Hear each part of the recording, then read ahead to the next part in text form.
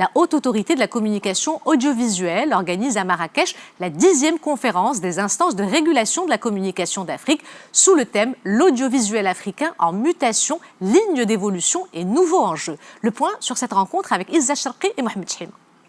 Établir le bilan des nombreuses transformations que connaît le secteur de l'audiovisuel africain. Tel est l'objectif de ce conclave qui réunit pas moins de 18 instances africaines de régulation de la communication. On va continuer à parler de ce rendez-vous avec Babacar Diagne, président du Conseil national de régulation de l'audiovisuel du Sénégal. Babacar Diagne, bonsoir. Alors d'abord, en quoi est-il important aujourd'hui de réunir les nombreuses instances africaines en charge de la régulation des médias?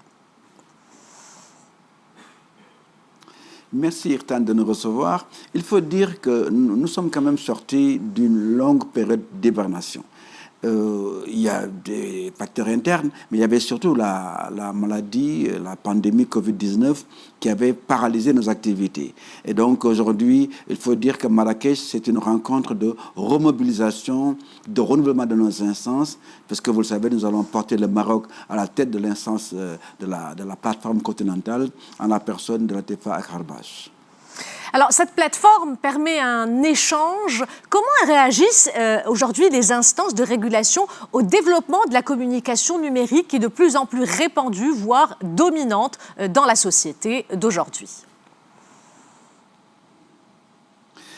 Vous savez, ce nouveau paysage, il faut simplement s'adapter. Les télévisions doivent s'adapter. Vous le savez, les télévisions ont maintenant tous des sites web dans lesquels ils diffusent leurs programmes. Les régulateurs doivent s'adapter. Il y a aujourd'hui les GAFAM, ces gros producteurs, ces opérateurs qui aujourd'hui envahissent tout parce que la télévision à papa est finie. Cette télévision au coin du salon que tout le monde regarde, c'est fini. C'est la Smart TV, les télévisions maintenant, c'est le smartphone. Les jeunes Africains composent leurs programmes à partir de leur téléphone. Donc, vous voyez, il faut aller vers eux. Il faut aller vers des produits de qualité, des produits qui répondent au nouveau mode de communication multimédia. Et c'est ça le gros défi. Il faut aujourd'hui s'adapter ou périr.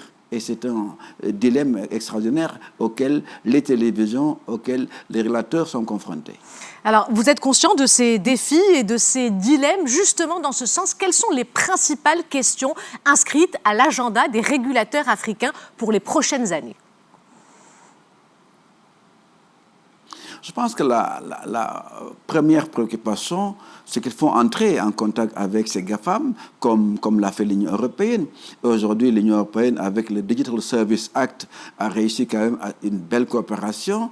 Aujourd'hui, tous les produits qui ont des contenus haineux, qui ont des contenus violents, peuvent être dépostés.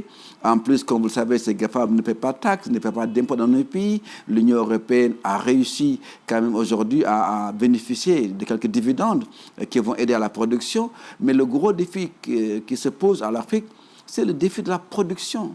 Une production de qualité. Nous devons y aller parce que le jeune africain, ce n'est pas son problème que le produit vienne de Netflix ou de Twitter. Son problème, c'est qu'il soit un produit de qualité.